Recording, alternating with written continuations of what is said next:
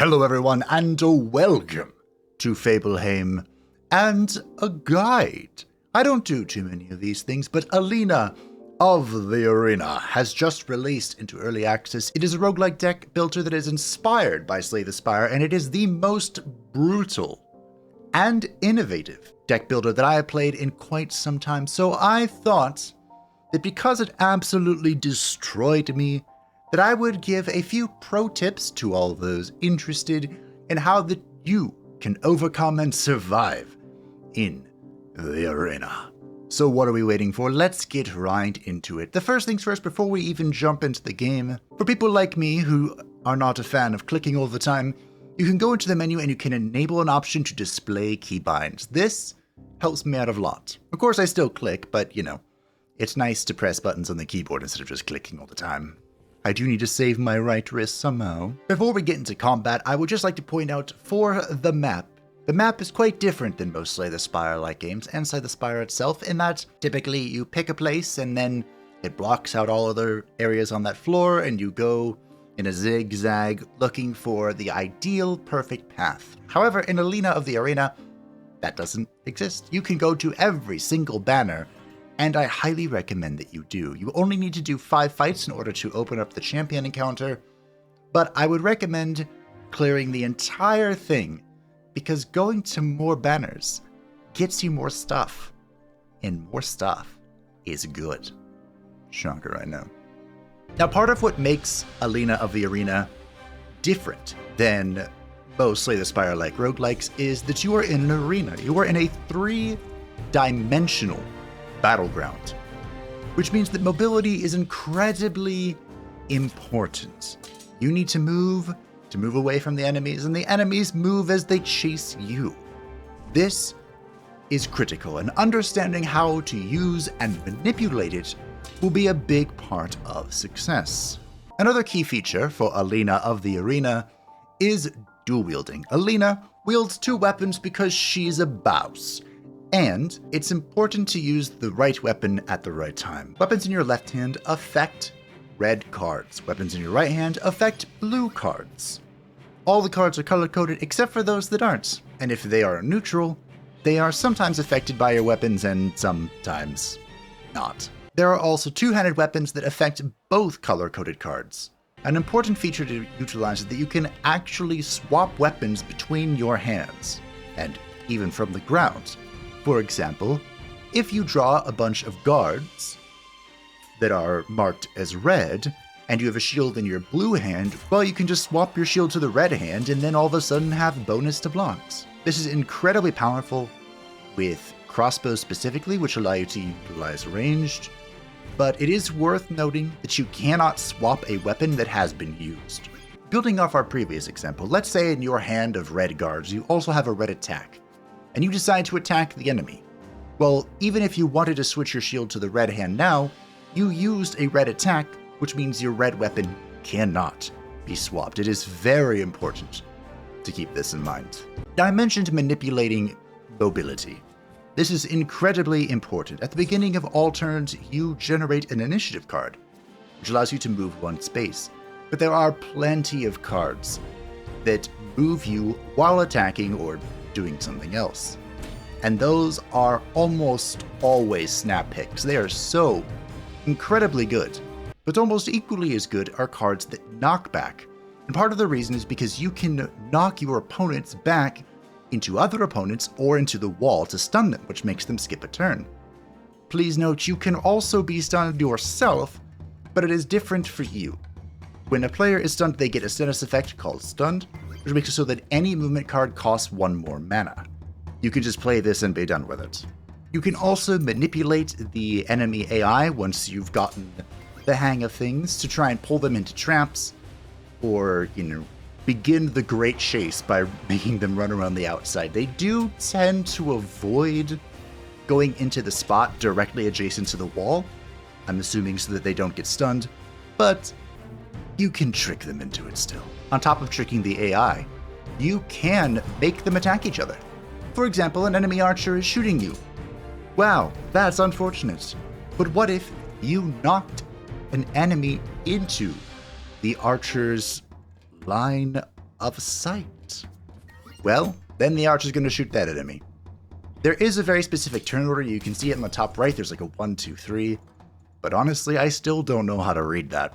On top of stunning, it's very important to remember that player guard expires, just like in every other Slay the Spire-like game. You put up your shield, you have the defense, and then it goes away at the beginning of the next turn. Unless you're using Barricade, and yes, there is Barricade Percival in this game. It is a lot trickier to pull off, however. But enemy guard does not expire. They can just put that on and keep going.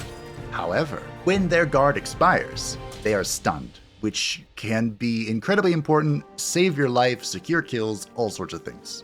In order to better facilitate killing things, it's good to know what type of weapons there are. Weapons that you can change between during combat, assuming one of them isn't cursed or you aren't using a weird accessory that prevents that.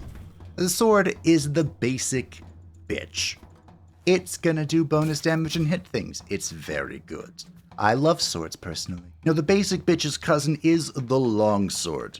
The longsword by default cleaves 3 spaces in front of it, so when you pick a spot, it will hit the 2 adjacent spots next to it. The longswords are also two-handed, so they will affect all color-coded cards, both red and blue, and whenever you use a red or blue attack, it will generate a fatigue because they're heavy. The fatigue is the 1 mana curse, they call it a status, that just clogs up your deck. There are plenty of cards that synergize with it. For example, I believe it's called Last Stand. It will deal bonus damage for every fatigue in your hand and then play the fatigue. So if you can get a fatigue synergized deck rolling, you can do a lot of damage. But I've yet to do that. Another heavy two-handed weapon is the lance. The lance speciality is that it can pierce targets. So when you pick a spot, it will hit that enemy and then it will hit the one directly behind it. Gives you a bit of range. I believe you can also retreat from the enemy and then hit a single enemy in the second spot. So it's not like it has to hit an enemy in the first spot.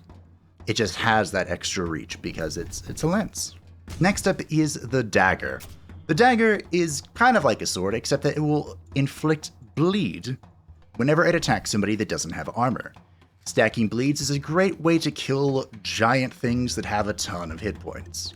They don't do quite as much damage as swords, but you can always upgrade weapons so that they can do as much damage as swords. And last but certainly not least, is a weapon type that has grown on me. When I first started playing this game, I hated the crossbow, but it has come to be my favorite weapon. Whenever you use an attack with the crossbow, you will have to reload. It's actually quite realistic in a way.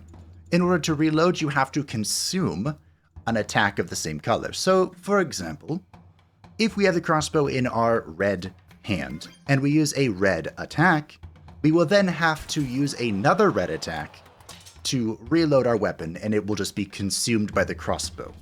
There are many ways to get around this. There is a power that is just, you play it once and it persists through the whole match, where whenever you move, you will reload and draw +1. There's also a fantastic card called Fast Reload, which costs 0 mana, and draws 1 card and reloads your crossbow, no matter which hand it's in. It's very good. But the crossbow's benefit is that it has 2 range. So you can always initiative 1 space away from the enemy who's chasing you down, shoot them. Initiative 1 space away, shoot them.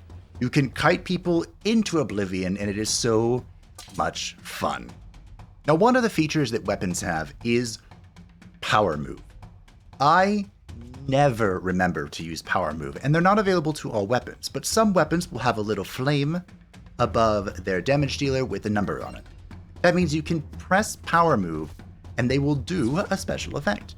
For example, the Master Sword, when you press Power Move, it will then cleave the front 3 positions as if it's a longsword, even though it is a basic bitch sword.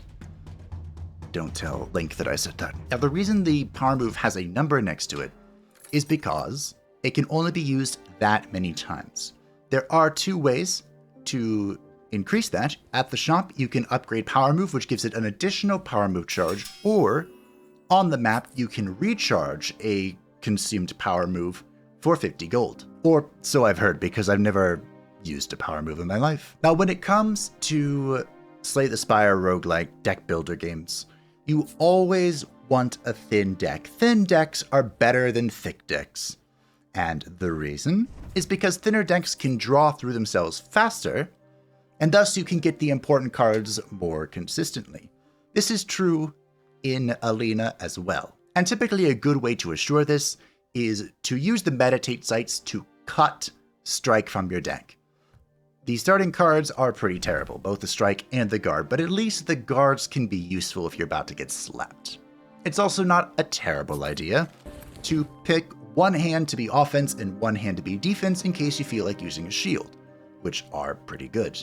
If you're desperate for cards, you can go ahead and create, but I would probably just keep cutting things at meditation sites. The last piece of advice that I have for you kind of builds on the crossbow thing, and that is that ranged is phenomenally strong.